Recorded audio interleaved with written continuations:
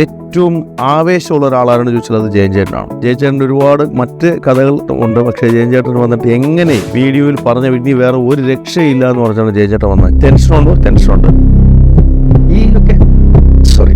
പക്ഷെ ഞാനിത് കൊണ്ട് റെഡിയാക്കിയിട്ടേ അടങ്ങൂ എന്നൊരു ആവേശത്തോടുകൂടി വന്ന ആളാണ് ജയൻ ചേട്ടൻ.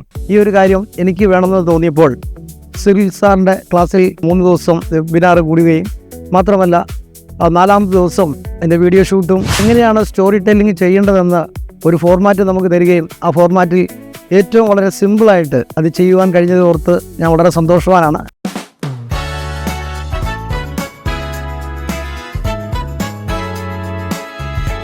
ജയൻ ചേട്ടൻ അവിടെ വന്നു, വെയിറ്റ് ചെയ്തു, എല്ലാവരും ചെയ്യുന്നത് കണ്ടുകൊണ്ടിരുന്നു.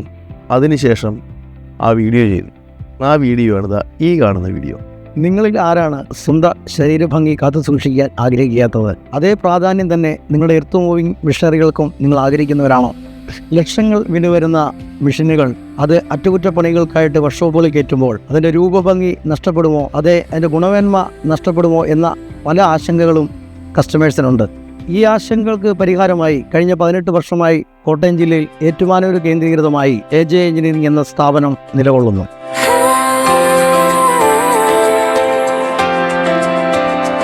നിങ്ങളൊരു ബിസിനസ്സുകാരനാണോ? നിങ്ങൾക്ക് സ്റ്റോറി ടെല്ലിങ് അത്യാവശ്യമായിട്ടുള്ളൊരു കാര്യമാണ്.